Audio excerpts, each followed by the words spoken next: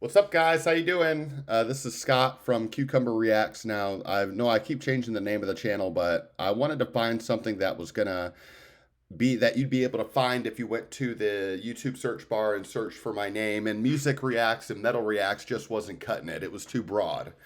So, Cucumber's actually a nickname that I picked up from a few of my friends and some online people that I've met, music nerds like myself that I've been engaged with for a few years now, and I think it fits, and I'm going to use it for the channel. So from now on, it'll be Cucumber Reacts. The image is going to stay the same. The general drive behind the channel and the inspiration behind the channel is going to stay the same. It's going to be all about exploring music, new music from a lot of different genres. But today we're going to delve into something a little bit old school and a little bit more up my alley. And this is going to be some Black Sabbath. If you guys have seen the title of the video in the thumbnail, you already know. But yeah, this is from Black Sabbath's Sabotage album, 1975.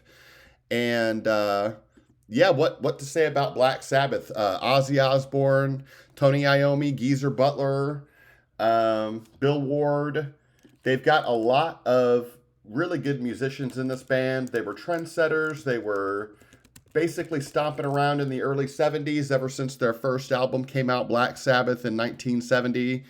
And they trailblazed, and they were mavericks, and they were visionaries, and they created metal and hard, and not maybe not hard rock, but definitely heavy metal in the early days of the 70s. And there were a lot of other bands, obviously, that would follow them, but Black Sabbath were the first. So we're going to get into a little bit of information about this record because it's been a long time since I've heard it. And let's see what Wikipedia has to say. It says that this is the sixth studio album by Black Sabbath and that it was released in July of 1975. Let's see. The album was produced by guitarist Tony Iommi and Mike Butcher. Recorded in London. Geezer Butler was on the album. Let's see. It's saying here that it's got a pretty high rating on Metacritic, 92 out of 100. That's really good. All Music gave it almost 5 stars. It's got a 9 out of 10 on Spin Alternative Record Guide, so it's a very celebrated album.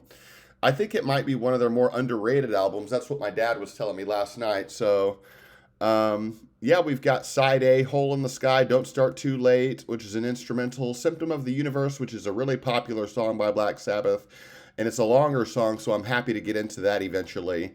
Megalomania, side B, we've got Thrill of It All, Superstar, Am I Going Insane, and The Writ. So this album is Ozzy Osbourne on vocals, Tony Iommi, Geezer Butler, and Bill Ward.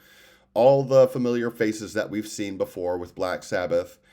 And looks like the album went gold in the United States, but it's got to be, I don't remember a lot of people talking about this record. And, Black Sabbath, what can you say about them? They've got so many awesome records in their early discography from, like I mentioned earlier, their self-titled, Paranoid, Master of Reality, Sabbath Bloody Sabbath, all those records.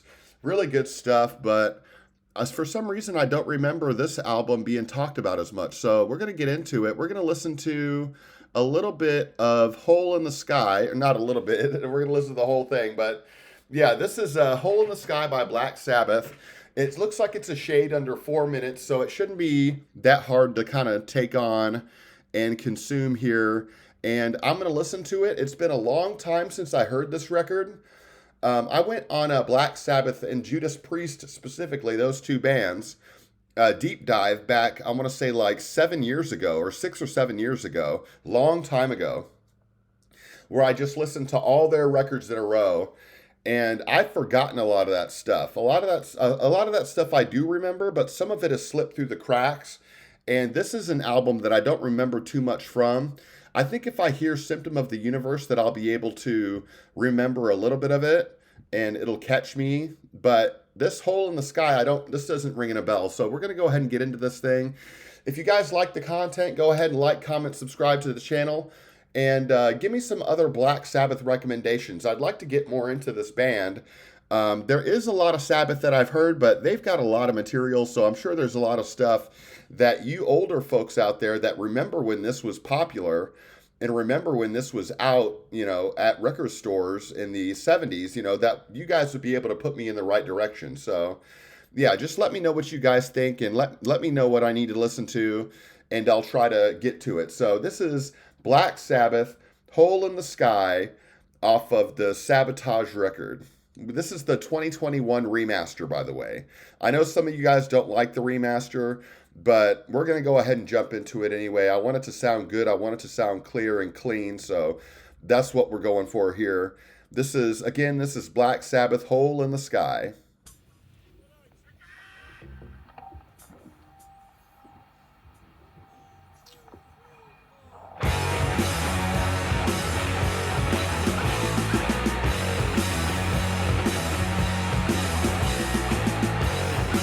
That bass tone is just monstrous, man.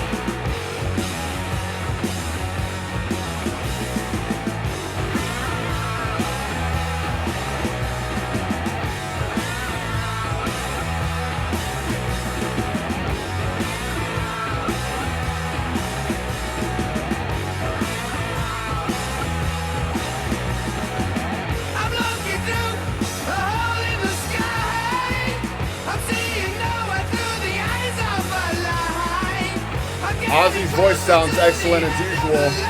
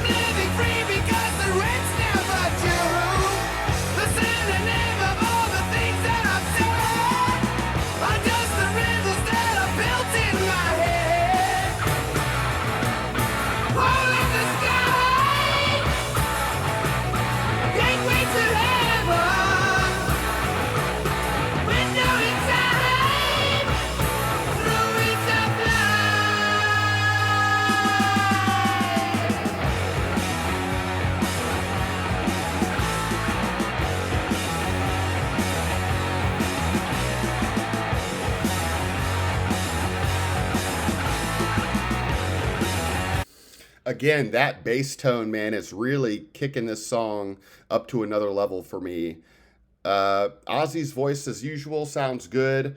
It sounds a little bit forward in the mix, though. I don't really in metal music. I don't really. I like a lot of people have said this, but I think that the vocals typically, unless you've got a really talented singer like Ozzy, the vocals tend to take a back seat to the instrumentation a lot of times, and they get buried in the mix sometimes, or they sit lower in the mix, I should say.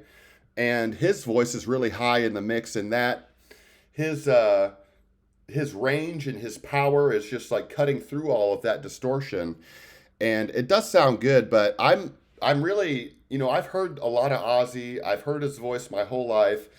He's not really going to do anything that's going to wow me at this point.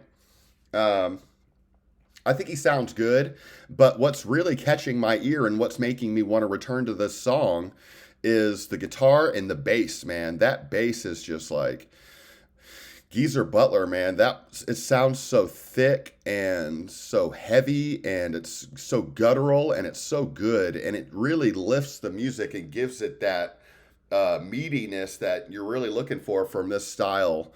And I think this is an awesome song. I like the riff. I like the transition so far. They've been seamless. And I like Bill Ward is got some cool fills in there as well. You got to expect Bill Ward's going to show out and show up and do a good job.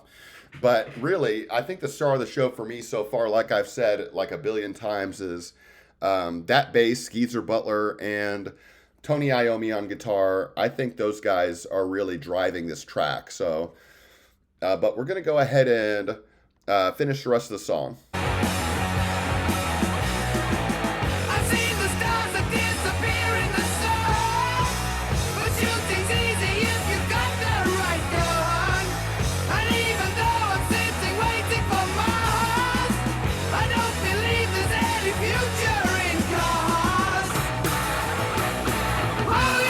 The cool part of the song.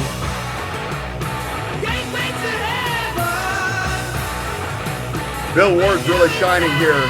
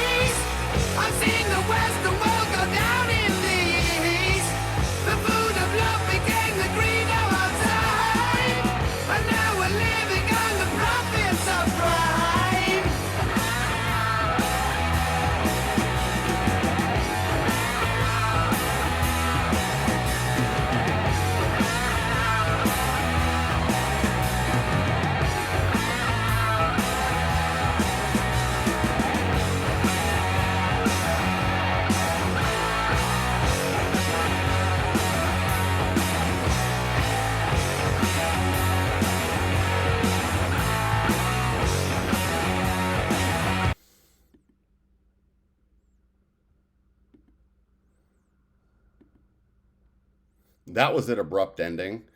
Let's go You ahead know and when your make web design sure. is almost portfolio worthy, but it needs that final something? Let No, we're not going to do that. Okay, so that was good, but I think that that ending was too abrupt for me. I want them to kind of like, you know, smoothly carry us out of the song. I know it's on a record, and you've got the next song. It's going to follow immediately after, so it's probably just goes immediately into. Let's see what the next song is.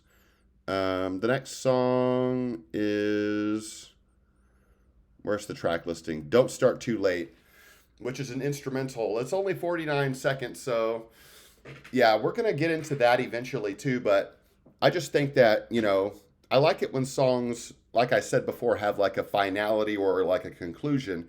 When you abruptly end it versus having a fade out or some kind of concluding riff or drum roll or drum pattern or whatever, then I think it just doesn't hit the same way. It leaves you with this empty feeling like, oh man, I wanted more, and I did want more with that. I thought that was really good. Hole in the Sky, excellent song, good and heavy, catchy, banging. Great song from Sabbath. Can't believe that came out in 1975, man. That is nuts.